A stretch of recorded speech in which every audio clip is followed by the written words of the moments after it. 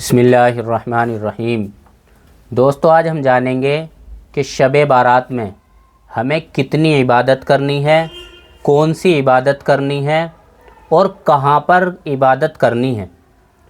दोस्तों, सबसे पहले ये समझें कि हम शब बारात में, चूँकि हमें पूरे साल इबादत करने की आदत नहीं रहती, रात को जागकर इबादत करने की भी आदत नहीं रहती, तो दोस्तों हम ये देखें कि हमारे बदन के अंदर कितनी ताकत है रात को इबादत करने की, कितनी गुंजाइश है रात को इबादत करने की कि हम इशा की नमाज़ पढ़कर इतनी इबादत कर लें कि हम फजर की नमाज़ आसानी से पढ़ लें, तो हम उतनी ही इबादत करें।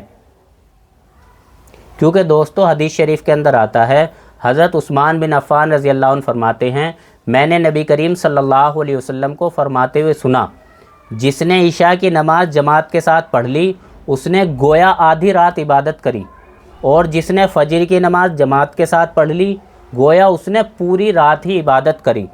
तो हम इस तरीक़े से इस रात में इबादत करें कि हम फजर की नमाज़ आसानी से पढ़ लें।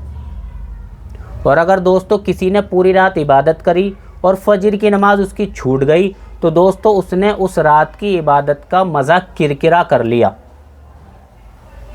तो हम ये कोशिश करें कि हम फजर और इशा इन नमाज़ों को आसानी से पढ़ें, उसके दरमियान जितनी गुंजाइश हो इबादत करने की उतनी ही इबादत करें। हाँ, अगर किसी के बदन के अंदर ताकत हो, क़ुव्वत हो, हिम्मत हो कि जी मैं पूरी रात इबादत कर लेता हूँ या पूरी रात इबादत कर लेती हूँ और फजर की नमाज़ पढ़कर ही सोता हूँ या सोती हूँ, तो दोस्तों बहुत अच्छी बात है, आप पूरी रात इबादत करें, फजर की नमाज़ पढ़कर सो जाएं। लेकिन अगर गुंजाइश नहीं है, हिम्मत नहीं है, आप उतनी ही इबादत करें कि आसानी से फजर की नमाज़ पढ़ लें। दूसरी बात ये कि इबादत हमें इस रात कौन सी करनी है।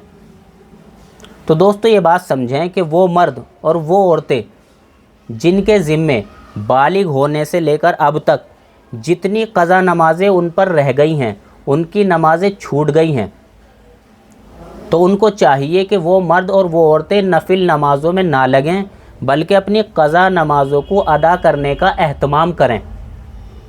एक दिन की क़ज़ा नमाज़ पढ़ने का तरीक़ा ये है कि आप फजर के सिर्फ़ 2 फ़र्ज़ पढ़ेंगे, ज़ोहर के सिर्फ़ 4 फ़र्ज़ पढ़ेंगे, असर के सिर्फ़ 4 फ़र्ज़ पढ़ेंगे, मगरिब के सिर्फ़ 3 फ़र्ज़ पढ़ेंगे, इशा के सिर्फ़ 4 फ़र्ज़ पढ़ेंगे और वितर के सिर्फ़ 3 वाजिब पढ़ेंगे। सुन्नत नवाफिल क़ज़ा में नहीं पढ़े जाते, लेकिन वितर पढ़े जाते हैं। तो इस तरीक़े से आपके एक दिन की क़ज़ा नमाज हो जाएगी। इस तरीक़े से जब से आप बालिग हुए हैं या औरतें बालिग हुई हैं तब से लेकर अब तक की नमाज़ों का हिसाब लगा लें, इस तरीक़े से अपनी क़ज़ा नमाज़ों को पढ़ें।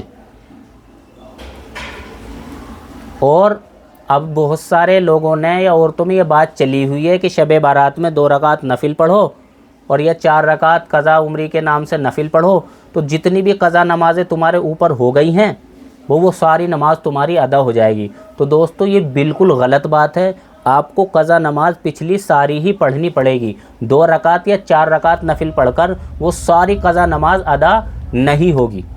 हाँ, अगर किसी के ऊपर क़ज़ा नमाज है ही नहीं तो वो किस तरीक़े से इबादत करे, तो दोस्तों वो अब नफिल पढ़े, तहज्जुद पढ़े, सलातुत तौबा पढ़े, सलातुत तस्बीह पढ़े, कुरान की तिलावत करे, तस्बीहात पढ़े, दरूद शरीफ पढ़े, खूब अल्लाह ताला से मांगे, वो नफिल पढ़े, कोई दिक्कत नहीं है। लेकिन जिसके ऊपर क़ज़ा नमाज़ें हैं वो नफिलों में ना लगे, बल्कि अपनी क़ज़ा नमाज़ों की अदायगी का एहतमाम करे। तो इस तरीक़े से अपनी नमाज़ों को जो क़ज़ा रह गई हैं पहले उन्हें अदा करें, फिर उनके बाद नफिलों में लगें। लेकिन जिनके ऊपर क़ज़ा नमाज़ें नहीं हैं वो अपनी नफिलों में लगें, कुरान करीम की तिलावत में लगें, ज़िक्र में लगें, तस्बीहात में लगें, दरूद शरीफ में लगें, दुआएं वगैरह खूब मांगें अल्लाह ताला से। तो इस तरीक़े से आपको ये इबादत करनी है। और दोस्तों तीसरी बात ये कि आपको इबादत कहाँ पर करनी है। तो दोस्तों इबादत करने से मैं आपको बिल्कुल मना नहीं कर रहा, ना मर्दों को ना औरतों को, लेकिन दोस्तों दोनों ही को, चूँकि औरतें तो घर के अंदर ही इबादत करती हैं, मर्द बहुत सारे मस्जिदों के अंदर आ जाते हैं। तो दोस्तों ये बात समझें कि नबी और सहाबा سے یہ بات بالکل ثابت نہیں ہے کہ ان لوگوں نے اس رات میں مسجد میں آ کر عبادت کی ہے۔ آپ گھر پہ عبادت کریں۔ اگر کوئی آدمی، اور یہ بات بھی سمجھیں کہ گھر پہ کوئی آدمی عبادت کرے گا تو اس کے ثواب کے اندر بالکل کمی نہیں ہوگی، اسے اتنا ہی ثواب ملے گا جتنا مسجد میں ملے گا۔ لیکن کبھی کبھی مسجد میں آنے کے بعد ثواب کے اندر کمی اس لیے ہو جائے گی کہ بہت سارے مرد حضرات یہ سمجھیں گے اور یہ جانیں گے کہ بھئی مسجد میں اس رات جانا ہی ضروری ہے اور وہیں پر عبادت کرنا ہی ضروری ہے۔ تو دوستو یہ طریقہ غلط ہو جائے گا، یہ طریقہ نبی اور صحابہ سے ثابت نہیں ہے۔ آپ عبادت کریں اور گھر کے اندر ہی رہ کر عبادت کریں، مسجد میں آنا بالکل ضروری نہیں ہے، یہ نبی اور صحابہ سے ثابت نہیں ہے۔ آپ گھروں کے اندر عبادت کریں۔ اور رہی بات اگلے دن کے روزہ رکھنے کی، تو دوستو نبی کریم صلی اللہ علیہ وسلم ہر مہینے کی 13 تاریخ، 14 تاریخ اور 15 تاریخ کا روزہ رکھتے تھے۔